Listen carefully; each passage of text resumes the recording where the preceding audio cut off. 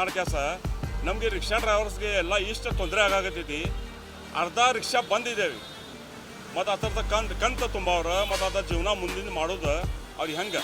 ನಾವು ಸರ್ಕಾರಕ್ಕೆ ಮತ್ತು ಯಾರು ಅಧಿಕಾರಿ ಇದ್ದಾರೆ ಅವ್ರಿಗೆ ಮತ್ತು DC ಸಾಹೇಬ್ರಿಗೆ ಮತ್ತು MLA ಸಾಹೇಬ್ ನಮ್ಮ ರಾಜೇಶ್ವರ್ ಅವ್ರಿಗೆ ನಾವು ರಿಕ್ವೆಸ್ಟ್ ಮಾಡ್ತೇವೆ, ನೀವು ಒಂದು ಸೊಲ್ಯೂಷನ್ ತೆಗೆದು ಕ್ಯಾಸ ಒಂದು ಪಂಪ್ ಇಲ್ಲರಿ 2 ಪಂಪ್ ಚಾಲೂ ಮಾಡ್ಕ್ಯಾಸ ನಮ್ಮ ರಿಕ್ಷಾ ಡ್ರೈವರ್ಗೆ ಸ್ವಲ್ಪ ಜೀವನ ಮಾಡೋಕ್ಕೆ ಸ್ವಲ್ಪ ಇದು ಮಾಡಿರಿ ಅಂತ ಒಂದು ಅನುಕೂಲ ಮಾಡಿರಿ ಅಂತ ನಾವು ಒಂದು ಮನವಿ ಕೊಡ್ತೇವೆ.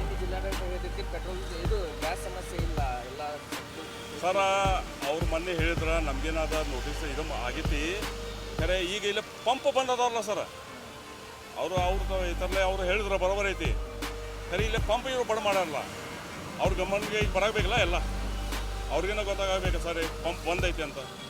ಮೊನ್ನೆ ಅವರು ಎಲ್ಲ ಇನ್ಸ್ಪೆಕ್ಷನ್ ಎಲ್ಲ ಮಾಡೋಕೆ ಎಲ್ಲ ಕಳಿಸಿದ್ರೆ ಎಲ್ಲ ನೋಟಿಸ್ನ ಕೊಟ್ಟಾರ ಅವರು ಮೊನ್ನೆ.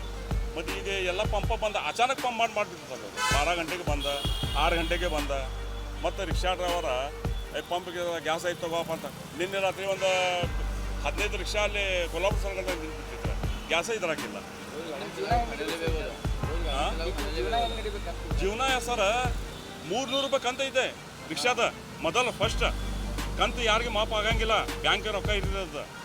ಎಲ್ಲ ಹೊಸ ಗಾಡಿ ಇದು ಗಾಡಿ ಆದ ಗಾಡಿ ಅಂತ 300 ರೂಪಾಯಿ 200 ರೂಪಾಯಿ ಕಂತ. ಆಮೇಲೆ ಇದು ನೋಡಿದ್ರೆ ಹಿಂಗೈತಿ ಜೀವನ ಮಾಡೋದು ಹೆಂಗೆ ಅವರು.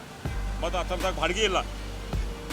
ಮೊದಲು ಎಲ್ಲಿ ಒಂದು 100 ರೂಪಾಯಿ ಹೇಳಿದ್ರೆ ಮೊದಲು ರೊಕ್ಕ ಕಸ್ಟಮರ್ ಕೊಡ್ತಿದ್ರೆ, ಈಗ ಬಾರ್ಗೇನಿಂಗ್ ಮಾಡಾಕತ್ತಾರ. ಇಷ್ಟು ತೊಂದರೆ ಹಾಕ್ಯಾಸ ರಿಕ್ಷಾದವ್ರಿಗೆ ಈಗ ಮತ್ತೆ ಬಾರ್ಗೇನಿ 80 ಕೊಡ್ತೇನೆ 70 ಕೊಡ್ತೀನಿ ಅಂತ.